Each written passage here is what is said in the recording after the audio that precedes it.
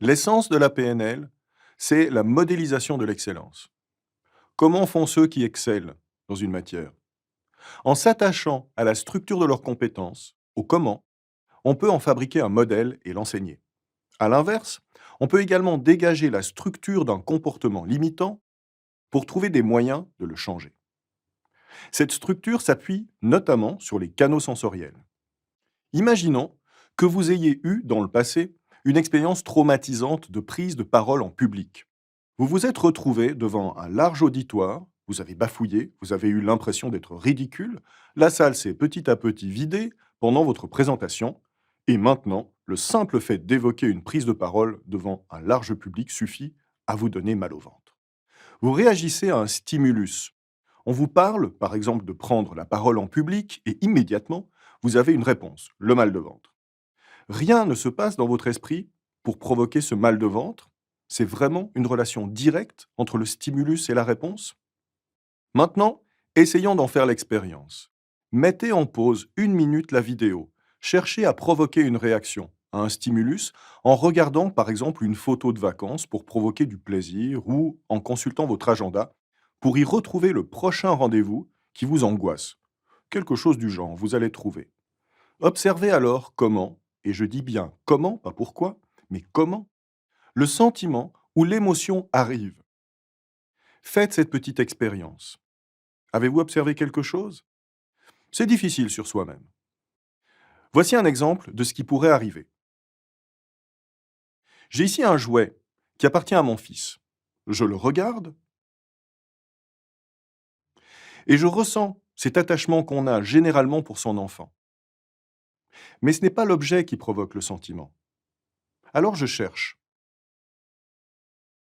Quelle est la séquence à l'intérieur? Quelles sont les étapes? Par exemple, je regarde ce jouet et vient dans ma tête une image, un souvenir de mon fils qui joue avec cet objet. Cette image mentale a des propriétés. Elle est en couleur, elle est animée, ou c'est un son, la voix de mon enfant en train de simuler une bataille dans laquelle se trouve ce jouet. Et cette image ou ce son mémorisé me donne accès à l'émotion. Et si l'image ou le son n'est pas là, j'ai beau regarder un objet, cela ne produira aucune émotion. Faites l'exercice une deuxième fois. Mettez la vidéo en pause. Cette fois, soyez attentif à vos représentations internes. Elles peuvent émerger sous différentes formes. Vous pouvez vous remémorer une odeur particulière, ou une image, ou un son, même parfois un goût. Cela peut également être quelque chose qui ne vient pas de la mémoire, mais que vous construisez. Par exemple, l'image d'une réunion à venir ou la réponse que quelqu'un va vous donner. Une seule étape peut provoquer votre émotion, ou cela peut être une suite d'étapes. Par exemple, je vois le jouet, je visualise une image souvenir de mon fils, je l'entends prononcer des paroles, je me souviens que je lui touche l'épaule, et cette séquence provoque l'émotion. Ne cherchez pas trop fort à vous décrypter, restez seulement attentif à ce que vous observerez. En pratiquant, vous apprenez à identifier comment une séquence d'opérations provoque quelque chose.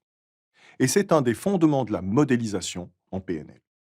C'est un décodage de stratégie. Je peux l'utiliser pour comprendre comment quelqu'un est excellent dans un domaine. La stratégie est composée d'étapes sur l'index de computation, c'est-à-dire de processus internes, d'états internes et de comportements externes.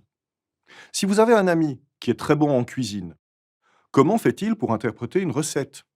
Comment fait-il pour marier deux produits, par exemple tomates et mozzarella? Comment teste-t-il à l'intérieur si cela va ensemble ou non? Et comment vous pouvez utiliser sa façon de faire pour vous améliorer vous-même?